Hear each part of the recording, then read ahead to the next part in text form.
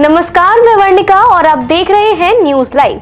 IIMT विश्वविद्यालय के 13 छात्रों का प्रतिष्ठित इलेक्ट्रॉनिक्स कंपनी में चयन, वेतन के साथ मिलेंगे इंसेंटिव्स। आईआईएमटी विश्वविद्यालय मेरठ के 13 छात्रों का चयन प्रतिष्ठित electronics manufacturing company Dixon electro appliances private limited में असेंबली ऑपरेटर के पद पर हुआ है। ट्रेनिंग एंड प्लेसमेंट सेल के एचओडी अभिषेक वर्मा ने बताया कि चयनित छात्रों में बीटेक ईसी के छात्र अमान सैफी, राजवीर कुशवाहा, मुन्ना चौहान, अर्पित यादव और बीटेक एमई के छात्र हर्ष कुमार, विनीत कुमार, यश प्रताप, प्रशांत सिंह, समीर, निखिल, दीपांशु, प्रियांशु, अक्सा सिलोनिया शामिल हैं। इन छात्रों को कंपनी की ओर से निर्धारित वेतनमान के अतिरिक्त अन्य इंसेंटिव भी दिए जाएंगे। छात्रों की इस उपलब्धि पर आईआईएमटी विश्वविद्यालय के कुलाधिपति योगेश मोहन जी गुप्ता, प्रति कुलाधिपति डॉक्टर मयंक अग्रवाल और कुलपति डॉक्टर दीपा शर्मा ने शुभकामनाएं देते हुए ट्रेनिंग एंड प्लेसमेंट सेल को बधाई दी है।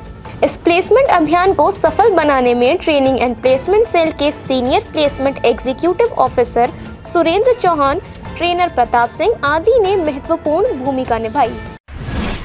भारत रूस दोस्ती का नया दौर, दोनों देशों के बीच शिक्षा, स्वास्थ्य और खाद्य सुरक्षा समेत कई समझौते।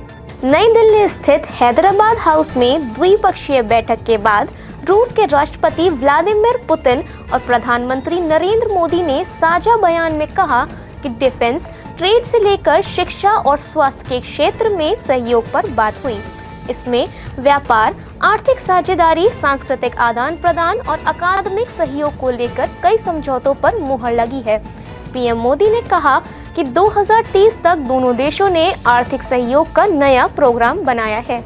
पीएम मोदी ने यह भी कहा कि मानवता को कई तरह की चुनौतियों और संकटों से गुजरना पड़ता है, लेकिन इन सब के बीच भारत रूस की दोस्ती ध्रुव तारे की तरह हमेशा अटल और स्थिर रही है। वहीं राष्ट्रपति पुतिन ने कहा कि भारत को बिना रोक टोक तेल की सप्लाई जारी रखेंगे।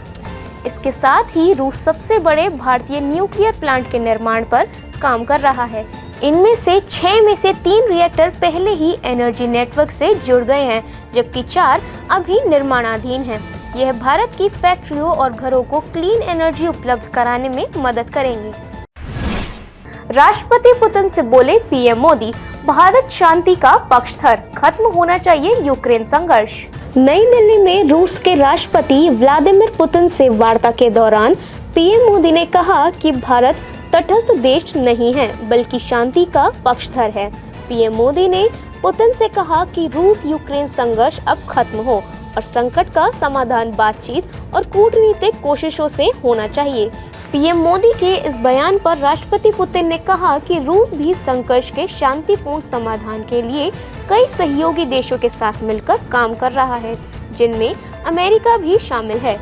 पुतिन ने कहा कि हम कई नए क्षेत्रों में सहयोग बढ़ा रहे हैं, जिनमें उच्च तकनीक, एयरक्राफ्ट, अंतरिक्ष और एआई जैसे क्षेत्र शामिल हैं। इससे पूर्व राष्ट्रपति भवन में राष्ट्रपति द्रौपदी मुर्मू और प्रधानमंत्री नरेंद्र मोदी ने रूसी राष्ट्रपति पुतिन का स्वागत किया। बाद में राष्ट्रपति पुतिन ने राजघाट पहुंचकर महात्मा गांधी को श्रद्धांजलि अर्पित की और विजिटर्स बुक में गांधी जी को आधुनिक भारत का संस्थापक बताया और लिखा कि महात्मा गांधी ने विश्व शांति का संदेश दिया था। रिजर्व बैंक का बड़ा फैसला, 25 बेसिस पॉइंट घटाया रेपो रेट, 5.25% हुई दर। रिजर्व बैंक ने मौद्रिक नीति का ऐलान करते हुए रेपो रेट को 25 बेसिस पॉइंट घटाकर 5.25% कर दिया है। गवर्नर संजय मल्होत्रा की अध्यक्षता में आयोजित मौद्रिक नीति समिति की बैठक में पॉलिसी स्टांस को न्यूट्रल बनाए रखा गया है। गवर्नर ने कहा कि इस साल की पहली छमाही में महंगाई सिर्फ 2.2% रही और ग्रोथ 8% तक पहुंच गई। गवर्नर ने बताया कि मौद्रिक नीति समिति के सभी सदस्यों ने एक मत होकर रेपो रेट घटाने का समर्थन किया। समिति ने तय किया कि आगे भी पॉलिसी स्टांस न्यूट्रल ही रहेगा, जिससे संतुलन बना रहे। वहीं रिजर्व बैंक ने मौद्रिक नीति बैठक में वित्त वर्ष 2026 के लिए जीडीपी ग्रोथ एस्टीमेट 6.8% से बढ़ाकर 7.3% और महंगाई का अनुमान 2.6% से घटाकर 2% कर दिया है। यह भारतीय अर्थव्यवस्था की मजबूती का संकेत देता है। इंडिगो का परिचालन संकट बरकरार, दिल्ली से आज की सभी फ्लाइट्स रद्द, देश भर में यात्री परेशान। इंडिगो एयरलाइंस का परिचालन संकट अभी समाप्त नहीं हो सका है। इंडिगो ने देश भर में आज 400 से ज्यादा फ्लाइट्स कैंसिल की, जिनमें दिल्ली एयरपोर्ट की सभी 235 फ्लाइट्स शामिल हैं। इसके चलते देश भर में विभिन्न एयरपोर्ट्स पर बड़ी संख्या में यात्रियों को परेशानी का सामना करना पड़ रहा है। दिल्ली एयरपोर्ट के अधिकारियों के अनुसार आज रात 11:59 तक इंडिगो एयरलाइंस की सभी 235 फ्लाइट्स रद्द रहेंगी। एयरलाइन ने कहा कि ग्राउंड टीम समस्या को सुलझाने के लिए सभी पार्टनर से बात कर रही है। वहीं इससे पहले इंडिगो की 500 से ज्यादा फ्लाइट्स रद्द की गई थी। इंडिगो एयरलाइन ने DGCA को बताया है कि 8 दिसंबर से फ्लाइट्स में देरी नहीं होगी।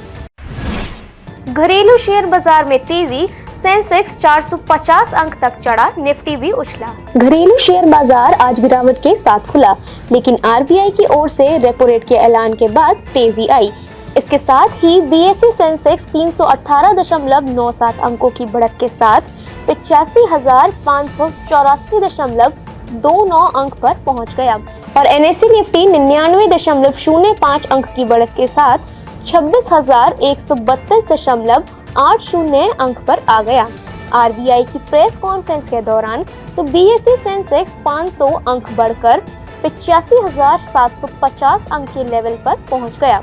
हालांकि बाद में इसमें कुछ गिरावट दर्ज की गई। इससे पूर्व शुरुआती कारोबार में BSE सेंसेक्स 85,187 अंक पर और निफ्टी 26,021 अंक पर ओपन हुआ था।